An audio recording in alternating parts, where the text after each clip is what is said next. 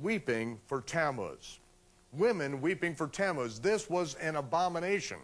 Now, who is Tammuz? Tammuz is the son of Semiramis, or Beltis, who was the wife of Nimrod. Nimrod is the man who built the Tower of Babel. And according to Babylonian sun god worship teaching, it was Nimrod, when he died, he ascended into heaven, and he literally became the sun. Now he is the sun god, the Babylonian sun god. And his wife Semiramis, a great time later, she becomes pregnant. His widow becomes pregnant, but not in a way that you might expect. She becomes pregnant because the rays of the sun, her husband Nimrod, have impregnated her, and now she is going to give birth to the reborn sun god, and she calls his name Tammuz. And his birth date is December 25th. Now, this isn't any real news to the Israelites, because remember, we were down in Egypt, and the Egyptian sun god Ra, he was born on December 25th. And just about all sun god worship originated in Babylon. So when we were taken into captivity in Babylon, to have the Babylonian sun god born on December 25th, that would be common. And then, of course, many years later, when Antiochus Epiphanes came in and conquered Jerusalem, roasted a sow on the brazen altar, defiling the altar, and then he set up a statue of Zeus, the Greek sun god, in the temple on Zeus's birthday, December 25th. Many years later, the Romans had the habit of crucifying the Jews, torturing them to death on the cross of Mithra. The Mithraic cross, because Mithra was the Roman sun god, and you can look it up in the Encyclopedia Britannica and see that Mithra's birth date is December 25th. There's one day I'll guarantee you that Yahshua of Nazareth was not born. It's December 25th. This has all to do with pagan sun god worship. And yet we see this is what this whole thing about Tammuz is, and December 25th, and of course an older calendar, the the Julian calendar, in which December 25th occurred at the winter solstice.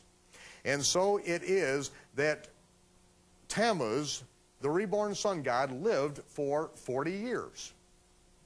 In his 40 years, he was killed in a freak hunting accident, and he was gored by a wild boar. Now, after that, they then set aside 40 days of weeping for Tammuz, 1 day for each year of his life. So that's where the 40 days of weeping for Tammuz came about.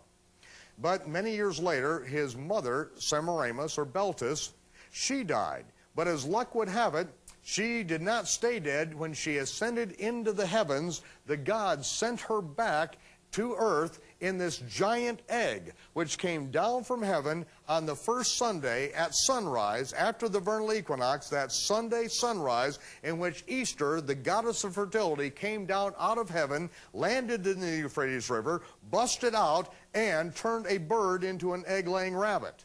Astarte, Easter, the goddess of fertility, the naked fertility goddess of the East, was the reborn Semiramis, the wife of Nimrod, the mother of Tammuz. Now, it was then that they would set aside the 40 days of weeping for Tammuz that would culminate on Easter Sunday. And that was the day they would then kill the wild boar that killed Tammuz and eat ham on Easter Sunday. And of course, many years later, as the worship of Astarte, or Easter, developed, then the priest of Easter would impregnate virgins on the altar of Easter at the sunrise service, and 1 year later they would sacrifice those 3-month-old babies and then dye the eggs of Easter in the blood of those sacrificed infants. And even in America today and around the world, there's one denomination that only allows the eggs of Easter to be dyed blood red. If you ask them why, they have no idea, because they inherited it from their forefathers. But it goes right back to the sacrifice of infants and the worship of the sex fertility goddess of the East.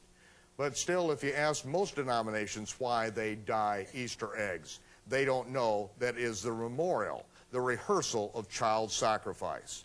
But yet, these are the kind of things that have been brought into what people call the worship of the true God, and is nothing but pagan sun god worship, and God calls it an abomination, and to have nothing to do with it, never naming the names of other gods, and not learning the way of the heathen. Do not learn how they worship and serve their gods, and say you're doing it unto me. It's an abomination. It's so repulsive and vile and disgusting that God has to use the hardest word in the Hebrew language.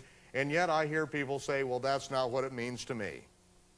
Well, again, it doesn't matter what it means to you. It matters what it means to God. And we serve the true God. And we do what he says. If we love him, we keep his commandments. We do not throw other gods and put them in his face.